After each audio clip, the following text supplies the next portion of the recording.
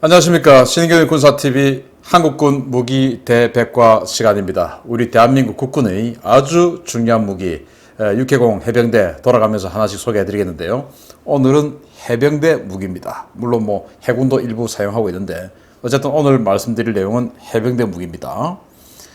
자, 북한군 해안포에 대해서 원샷 원킬 하는 스파이크 앤 로스 미사일 알려드리겠는데요. 자, 신인경의 군사TV 구독, 알림, 좋아요 눌러주십시오. 정말 전 국민을 충격에 빠뜨린 연평도 포격도 말이죠. 저도 정말 이 기억이 생생한데요. 제가 강의실에서 공부를 하고 있는데 이 뉴스가 나왔어요. 방송국에서 전화가 와가지고 긴급하게 제가 방송하러 갔던 그 시기였는데, 갈 때 택시 타고 가는데 손이 덜덜 떨렸습니다. 전쟁 나는 건가? 이렇게 생각하면서 바로 2010년 11월 23일 오후 2시 34분 연평도에 이런 포격이 북한이 한 200발 쏘았어요. 그중에서 연평도에 한 80발 떨어졌는데 이런 엄청난 화염이 일어났었습니다. 그래서 우리 해병대가 당시 대응사격을 했죠.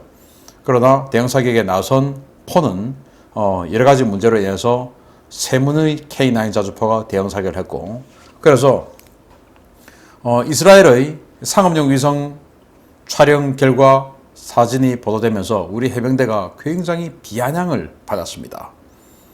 그 비아냥을 한 사람들은 이 포의 성격, 위력 또는 어떤 여러 가지 성능 이런 것들을 잘 모르는 사람들이, 그런 기자들이, 그런 전문가들이 우리 해병대의 이 탄착군을 보고 이거 뭐냐, 엉뚱한 데 때렸냐, 특히 이제 야당 의원들도 그렇게 많이 비아냥거렸는데, 저는 이걸 딱 보면서 이거 한번 분석해보자. 이게 정말 욕먹을 짓이냐, 정말 저렇게 형편없는 사격수련이냐 분석해보자 해서 분석을 했어요. 그래서 저희 자주국방 네트워크 사무국장이 실제로 군에서 K9 자주포 부대, 5군단의 K9 자주포 부대에 근무를 했던 장교 출신이기 때문에 제대로 한번 분석해보자 하고 분석을 해봤더니, 이건 우리 해병대가 쏜 것은 K9 자주포 카탈로그에 나오는 그 오차, FM 오차보다 더 정확하게 들어간 겁니다.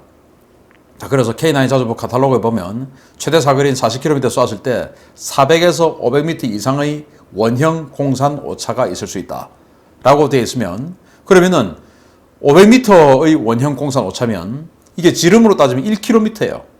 1km의 지름에 떨어지면 명중이다 라고 하는 게 K9입니다. 그 정도로 이 곡사포라고 하는 것이 장거리를 날아갈 때는 굉장히 변수가 많습니다. 그럼에도 불구하고 우리 K9이 세계에서 최정상급 정확한 성능 좋은 자주포로 인정을 받고 있죠. 그게 바로 포입니다. 그냥 여기 바로 떨어지고 이거 아닙니다. 그래서 이걸 보니까 이게 기존의 북한군 방사포 122mm 방사포 진지예요. 그런데 우리는 정찰 자산이 없죠. 일단 기계획 표적에 때린 겁니다. 어디서 날아왔는지 정확하게 알 수 없으니까. 그래서 무도진지, 개머리진지 두 개의 진지에 때렸는데 여기 이렇게 들어갔습니다. 이 좌우폭은 130m, 그리고 거리폭은 256m인데 그나마도 이거 한 발, 위에 한 발 있죠? 이거 한 발, 그리고 제일 왼쪽에 있는 이거 한 발, 이 두 발을 빼면 진짜 정확하게 들어갔어요. 이 두 발 때문에 원이 이렇게 늘어난 겁니다. 이 두 발만 빼면 정말 이 올림픽 양궁에서 전부 골대에 때린 것처럼 정확하게 탄착군을 형성해서 들어갔습니다. 다만 포라고 하는 것이 포병 출신도 아시겠지만 한 발 쏘고 이게 원하는 곳에 들어갔는지, 풍향, 풍속, 기압 이런 여러 가지 외부 요인에 의해서 제대로 들어갔는지, 그리고 수정탄을 또 이제 쏘게끔 관측병이 들어가서 수정탄을 쏘게끔 해야 되는데, 여기는 북한 지역이니까 관측병이 관측을 할 수가 없죠. 그래서 수정탄 없이 그냥 계속 때린 겁니다. 계속 때렸음에도 불구하고 이렇게 정확하게 들어갔는데, 만약에 수정탄을 쏠 수 있는 관측병이 있었다면 조금 더 땡겨가지고 여기다 쐈겠죠. 그러면 이 122mm 방사포들 다 죽었죠, 사실은. 이 정도로 우리 해병대가 정확하게 때렸는데, 문제는 이 해안포, 갱도에 있는 해안포들, 이 평사포들, 이걸 가면 어떻게 할 거냐라는 문제 제기가 된 겁니다. K9 자주포로는, 이 곡사포로는 신속하게 대응하기 힘들다. 그러면 저 많이 보이는 저 해안포, 저걸 직사로 그냥 때릴 수 있는 직사화기가 있어야 되지 않냐라는 문제 제기가 이 사건 이후에 있었던 것이죠. 그래서 정말 이 해병대는 당시에 물 들어오니까 노젓자, 물 들어올 때 노젓고 싶었던 군 수뇌부인데, 그래서 이거 살까 저거 살까 해가지고 스파이크 앤 로스 미사일, 이스라엘이 당시 해외 수출을 위해서 개발했던 대전차 미사일입니다. Non line of sight. 그래서 그냥 그 유도 미사일이다 이거죠. 그리고 딜라엘라. 이거 이제 공대지 미사일인데, 이거 사거리가 무려 200km짜리예요. 그래서 우리가 당시 가지고 있었던 팬텀에서 운용하는 파바이 미사일의 후속 성격이었습니다. 사거리가 무려 파바이의 2배에 이르는 200km짜리. 이런 걸 이제 막 살려고 했던 겁니다. 왜? 좋으니까. 딜라일라 너무 좋죠. 딜라일라가 이제 삼손과 데릴라 할 때 그 데릴라입니다. 이걸 이제 영어로 하니까 딜라일라.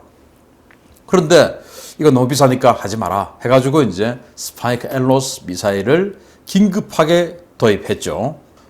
이 군 수뇌부가 이 스파이크를 점 찍었던 이유는 뭐냐? 이스라엘이 대전차 화기로 굉장히 사용을 잘하고 있더라 라는 겁니다. 이스라엘은 이 스파이크 앤 로스 이전에 타무즈라고 하는 대전차 미사일을 운용을 했었는데, 이 타무즈 미사일의 후속형이 바로 이 스파이크 미사일인데, 타무즈 미사일은 1, 2, 3, 4 버전까지 나왔어요. 이 타무즈는 뭐냐? 1973년에 제4차 중동전쟁의 교훈으로 적의 전차군단을 원거리에서 요격하기 위해 개발된 장거리 광학유도 대전차 미사일입니다.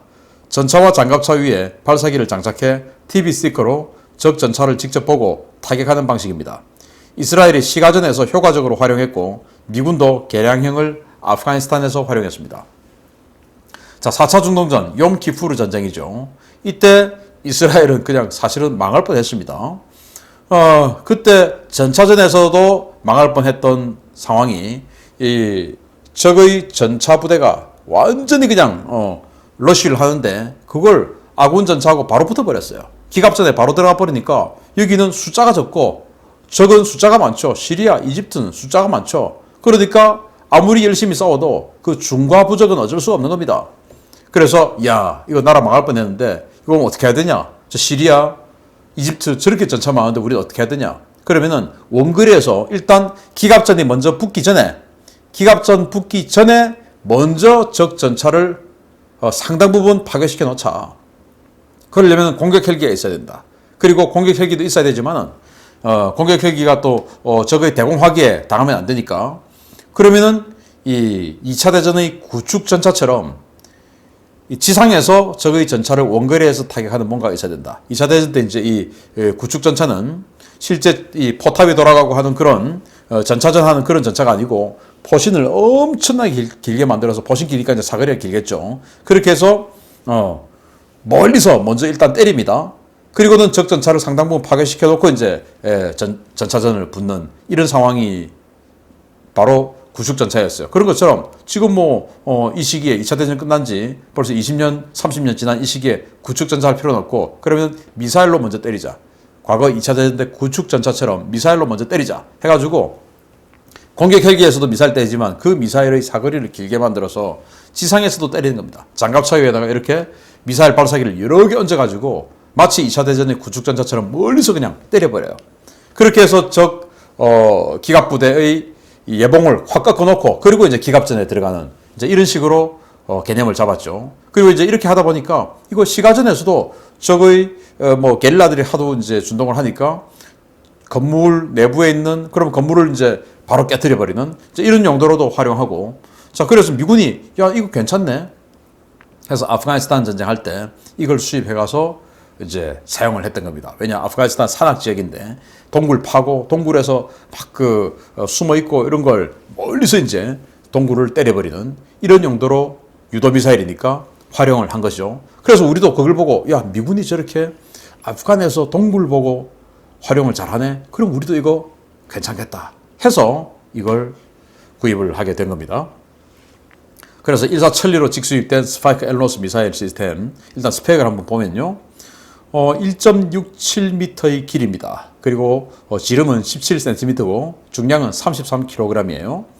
2단 고체 연료 추진입니다. 그리고 유도 방식은 전자광학 그리고 영상 적외선을 바라보면서 이렇게 유도를 해요.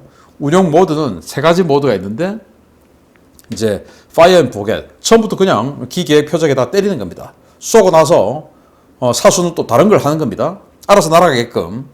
그런데 이게 이제 정확도가 조금 떨어지니까 FOAU 버전이 있어요.